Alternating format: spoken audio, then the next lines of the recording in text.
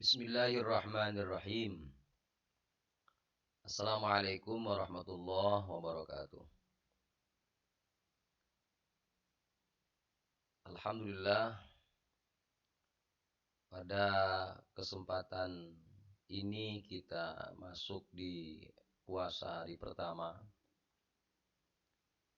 untuk mengisi kekosongan waktu agar ada manfaat mengisi amalan-amalan di bulan suci Ramadan. Pada kesempatan ini saya akan membaca kitab Al-Minahus Saniyah. Mudah-mudahan ini menjadi amal baik saya dan kita semua dalam mengisi bulan suci Ramadan. Mudah-mudahan amalan kita akan menjadikan Allah Subhanahu wa taala menggugurkan dosa-dosa kita. Baik, kita mulai kajian kita. Bismillahirrahmanirrahim. Al-Minahus Saniyah 'alal Wasiyah Al-Matbuliyah.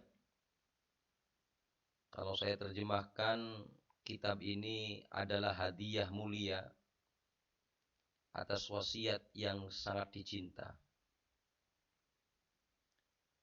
Buku ini tulisan Sayyid Abdul Wahhab Asy-Sya'rani, di mana buku ini banyak sekali nasihat-nasihat Rasulullah Shallallahu Alaihi Wasallam kepada sahabat Ali karramallahu wajhah.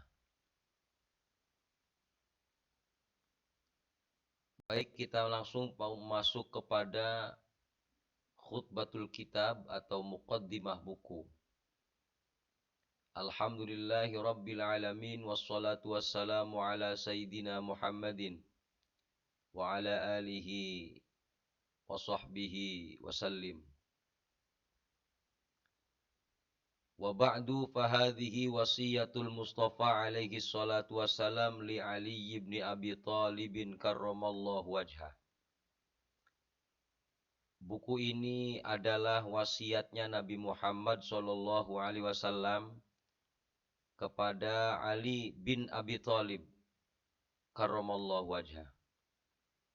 Bagaimana Rasulullah menasehati sahabat Ali dalam buku ini? Qala, sahabat Ali berkata, da'ani Rasulullah sallallahu alaihi wasallam fa khalautu ma'ahu fi manzilihi. Nabi sallallahu alaihi wasallam memanggil aku, kata sahabat Ali. Maka aku bertemu sangat pribadi bersama Rasulullah di rumahnya. Faqala li, maka Rasulullah sallallahu alaihi wasallam berkata kepadaku, wahai Ali, ya Ali, anta minni bimanzilati Haruna min Musa alaihi salam. Aku dengan engkau dariku posisinya laksana Harun dari Nabi Musa alaihi salam. Ghairu annahu la nabiyya ba'di, akan tetapi tidak ada nabi setelah aku. Inni usikal yauma biwasiyatin in anta hafidtaha ishta hamidan wa mutta syahidan wa ba'athakallahu yaumal qiyamati faqihan aliman. Aku wasiat kepadamu hari ini, wahai Ali, jika engkau memelihara wasiat itu, sungguh engkau akan hidup terpuji. Dan kalaupun engkau mati, engkau akan mati syahid. Dan kelak di hari kiamat Allah Subhanahu wa taala akan membangkitkan kamu sebagai orang yang mengerti agama juga alim. Teman-teman semuanya, melalui kitab ini kita ambil sebuah kesimpulan, Ali dipanggil Rasul. Ketika dipanggil Rasul, kemudian Rasulullah mengatakan kepada Ali, Ali, posisimu dengan aku sebagaimana posisi Nabi Harun dengan Nabi Musa alaihi salam. Cuman bedanya tidak ada nabi lagi setelah aku. Oleh karena itu, hai Ali, aku wasiat pada hari ini kepadamu, jika kau memelihara wasiat ini, kata Nabi, maka engkau akan hidup terpuji dan engkau akan mati syahid. Dan Allah kelak di yaumul qiyamah akan membangkitkan kamu sebagai orang yang mengerti agama dan orang alim. Kita masuk pada nasihat Rasulullah kepada sahabat Ali. Nasihatnya yang pertama, ya Ali, wahai Ali, man, ini bukan min ini, man akalal halala sofa dinuhu wa raqqa qalbuhu walam yakun li da'watihi hijab. Wahai Ali, siapa orangnya yang makan hal yang halal, maka hatinya, maka agamanya akan terang, agamanya akan jelas. Bagaimana yang dimaksud agamanya jelas? Apakah ada orang yang agamanya enggak jelas? Yang dimaksud dengan orang yang agamanya jelas, lihat keterangan hadis selanjutnya, waraqqa qalbuhu. Hatinya lembut, hatinya tipis. Orang yang hatinya tipis luar biasa. Dia merasakan kesengsaraan orang lain. Dia merasakan kebahagiaan orang lain. Ketika ada sesuatu yang tidak baik, terasa hatinya. Itulah orang-orang yang agamanya jelas. Itulah orang-orang yang lembut hatinya. Orang seperti ini walam yakun li da'watihi hijab. Orang yang seperti ini, orang yang ketika berdoa tidak ada hijab atau tidak ada penutup, alias doanya tidak ada penghalang sampai kepada Allah Subhanahu wa taala. Artinya melalui nasihat sahabat Ali, nasihat Nabi Muhammad kepada sahabat Ali, prioritas pertama itu makanan. Makanannya halal, jelas agamanya. Makannya nggak halal, nggak jelas agamanya. Adakah makanan yang nggak halal, yang kemudian agamanya nggak jelas? Ada nasihat Rasulullah yang kedua. Man akala syubuhati ishtabaha alaihi dinuhu wa azlama qalbuhu. Wa man akala al-harama mata qalbuhu wa khaffa dinuhu wa dha'ufa yaqinuhu wa hajaballahu da'watahu wa qallat ibadatuhu. Wahai Ali, siapa orangnya yang makan hal-hal yang syubhat, yang gak jelas, ishtabaha alaihi dinuhu, maka agamanya menjadi keruh untuk dirinya. Bagaimana orang yang agamanya keruh, wa azlama qalbuhu, hatinya zalim, hatinya gelap. Subhanallah, apabila ada orang yang makan perkara syubhat, hatinya pun akan menjadi syubhat. Hatinya akan menjadi keruh alias tidak jernih.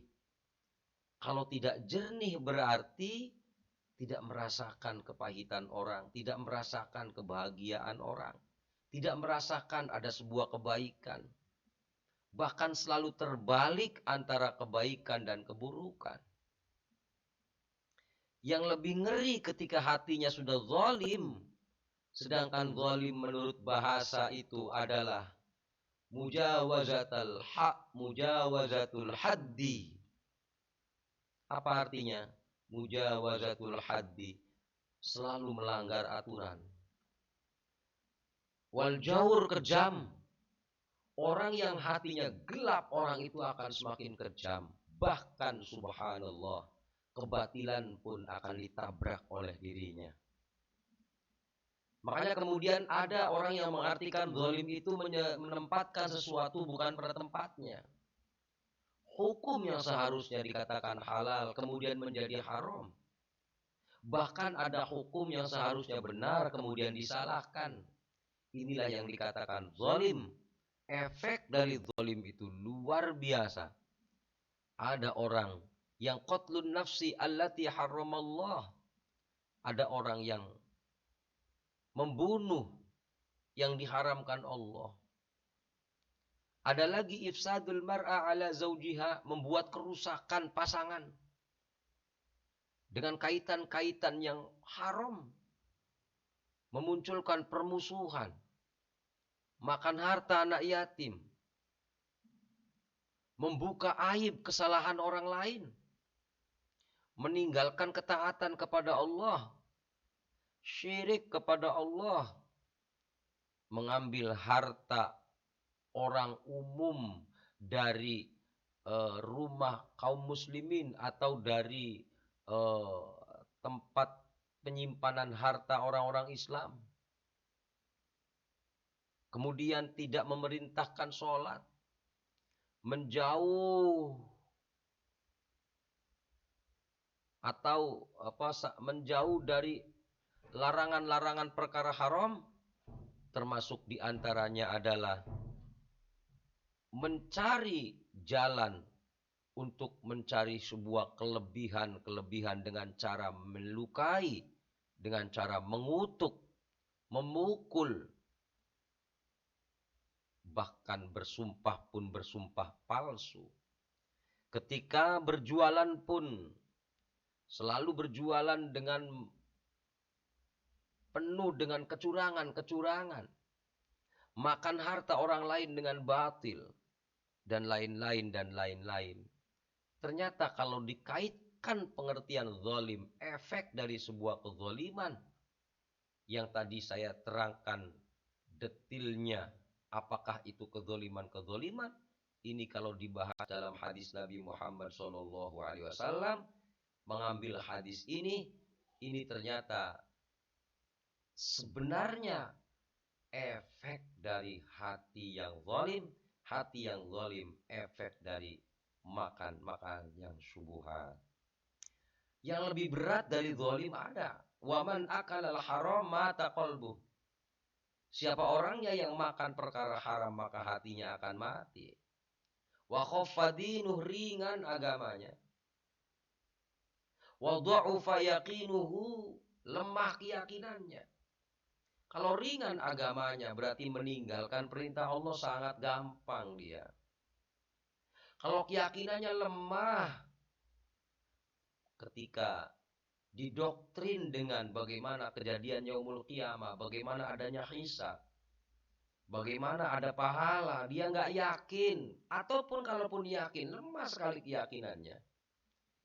Kenapa ada orang yang keyakinannya lemah, seolah-olah yakin, nggak yakin? Kenapa ada orang-orang yang ringan sekali amalan agamanya, mudah meninggalkan perintah Allah dan mudah untuk melanggar aturan Allah? Ternyata kalau melihat dari hadisnya Rasulullah kepada sahabat Ali karramallahu wajhah, ini lantaran orang itu memakan perkara haram sehingga hatinya mati. Kalau sudah hatinya mati, agamanya ringan, lemah keyakinannya, sungguh doanya tidak akan dikabul Allah. Wa qallat ibadatuhu, dan yang paling ngeri, qallat ibadatuhu, sedikit ibadahnya kepada Allah Subhanahu wa taala. Kalau sudah seperti ini hadirin yang dirahmati Allah Subhanahu wa taala, lihatlah nasihat Rasul kepada sahabat Ali yang ketiga. Idza ghadiballahu ala ahadin razaqahu malan haraman. Apabila Allah Subhanahu wa taala marah kepada seseorang, maka Allah Subhanahu wa ta'ala akan memberikan rizki kepadanya dengan rizki yang haram. Bagaimana kalau orang itu sangat dimarahi Allah atau Allah sangat marah banget sama dirinya? Fa'idha ishtadda ghadabahu alaihi wakkala bihi syaitanan yubariku lahu fihi wa yusakhiruhu. Apabila Allah Subhanahu wa ta'ala sudah marah banget kepadanya, Allah wakilkan setan kepadanya untuk memberkahi hidupnya, untuk menyehatkan badannya, untuk menyibukkannya dengan urusan dunia dibandingkan dengan agama. Wa yusahilu lahu umura dunyahu. Maka dia akan mudah untuk mendapatkan banda-banda dunia. Kemudahan-kemudahan itu bukan karena dia hebat berjualan atau dia hebat berbisnis, tapi ternyata Allah yang memberikan kemudahan. Allah yang mewakilkan setan kepada dirinya untuk menjadikan urusannya mudah dalam urusan agama. Wa yaqulu. Kemudian Rasul ketika menerangkan semacam ini, Rasul mengingatkan Allahu Ghafurur Rahim. Allah Maha Pengampun lagi Maha Penyayang. Artinya, ketika kita merasakan sebuah kesibukan kita dengan dunia, agama pun tidak terpikirkan. Kita mendapatkan yang haram, kita suka. Mudah sekali untuk mendapatkan yang haram, bahkan lemah ibadah kita. Dan kita ingat-ingat banyak doa yang tidak terkabulkan dari apa yang kita minta. Takutlah akan dibenci Allah. Marilah meyakini bahwa Allah Maha Pengampun, Allah Maha Penyayang. Di Ramadan ini berupaya bagaimana caranya kita selalu meminta kepada Allah agar Allah mengampuni kita. Kita minta ridha Allah di bulan suci. Allahumma inna nas'aluka ridhaka wal jannah. Ya Allah, aku minta ridhamu, aku minta surgamu. Wa na'udzubika min sakhatika wan nar. Ya Allah, kami berlindung kepadamu dari murkamu dan siksa nerakamu. Allahumma innaka afuwun karim tuhibbul afwa fa'fu anna ya karim. Ya Allah, sesungguhnya kau suka memaafkan. Maafkan aku ya Allah. Teman-teman sekalian yang dirahmati Allah Subhanahu wa ta'ala, yang jadi mengerikannya ketika kita sudah mendapatkan harta yang haram, ketika kita sudah mudah untuk menzalimi orang, yang jadi bahaya adalah orang yang kita sakiti. Dalam kitab Taqihul Qaul, itulah orang yang dikabulkan doa. Kita yang menyakiti orang, itulah orang-orang yang tidak dikabulkan doa karena di sana ada hijab. Tapi justru orang yang kita sakiti nggak ada hijab bagi dirinya, walaupun yang kita sakiti kafir sekalipun. Rasulullah Shallallahu Alaihi Wasallam mengatakan, takutlah kamu kepada doanya orang-orang yang dizalimi. Kenapa? Imam Nawawi mengatakan aifa innaha makbulatun. Karena sesungguhnya doanya orang-orang yang dizalimi itu makbulah, diterima. Wa in kana kafiron, masya Allah. Walaupun orang yang dizalimi itu kafir, walaupun orang yang dizalimi itu maksiat, ya, karena orang yang kafir yang dizalimi, ternyata orang itu maksuman, dijaga Allah Subhanahu wa ta'ala lantaran kita sakiti dirinya.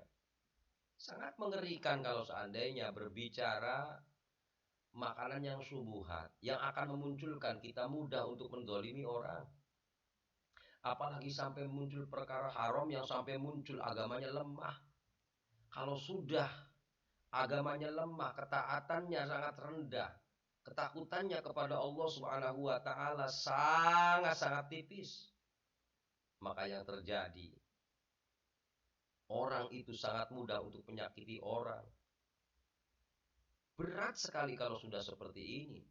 Orang-orang yang menyakiti ditolaknya doa karena ada penutup dari doanya, ada penghalang dari doanya, dan ternyata justru orang yang disakiti, subhanallah, akan dikabulkan oleh Allah SWT Karena Nabi mengatakan, fa innahu laisa dunaha hijab.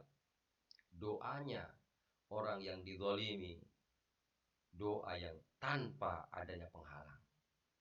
Hadis ini riwayat Imam Ahmad dan dia Al-Muqaddisi. Teman-teman sekalian yang dirahmati Allah SWT, mari kita tafakuri nasihat Nabi Muhammad SAW kepada sahabat Ali yang selanjutnya. Ma safaro ahadun taliban al-harama masyian illa kana syaitanu qarinahu. Kalau sudah bergelimang dengan yang haram, dia senang sekali dengan yang haram, tidak mampu mengerem dari yang haram, maka dia mencarinya selalu yang haram. Bagaimana kalau mencarinya yang haram? Ketika seseorang berjalan untuk mencari yang haram, maka dalam perjalanannya itulah dia ditemani oleh setan. Bagaimana kalau seandainya orang yang mencari hal yang haram itu bukan berjalan, tapi berkendaraan, pakai motor atau mobil? Wala rokiban illa kana rodifahu. Ternyata orang yang berkendaraan di saat mencari hal yang haram, maka setan ikut memboncengnya. Yang jadi bahaya kemudian, subhanallah, orang itu setelah mendapatkan harta yang haram, dia kumpulkan. Wala jama'a ahadun malan haraman illa akalahu syaitan. Tidak ada seseorang mengumpulkan harta haram kecuali yang dia kumpulkan itu menjadi makanan-makanan setan.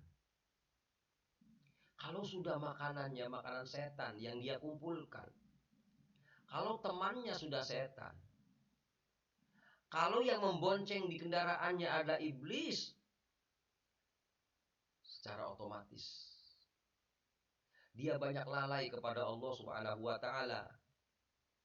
Yang paling mengerikan lalainya adalah ketika lalai berhubungan dengan istrinya di malam hari. Wala nasiya ahadun ismallahi ta'ala indal jima' illa syarakahu syaitanu fi waladih. Seseorang apabila di saat berhubungan dengan istrinya lupa berzikir kepada Allah, maka setan akan menemaninya di dalam memproduksi anaknya. Kalau sudah seperti ini, berarti hartanya, anaknya, boncengannya, kendaraannya, perjalanannya, semua sudah terbungkus dengan setan. Pantas kalau seandainya Rasulullah Shallallahu Alaihi Wasallam mengingatkan sahabat Ali dengan firman Allah surah Al-Isra ayat 64. Wasyarikhum fil amwali wal auladi wa'iduhum. Sebenarnya mereka bersekutu dengan iblis, dengan setan dalam urusan harta, dalam urusan anak.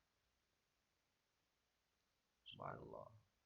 Kalau sudah seperti ini, hadirin jamaah sekalian yang dirahmati Allah Subhanahu wa taala, mengerikan.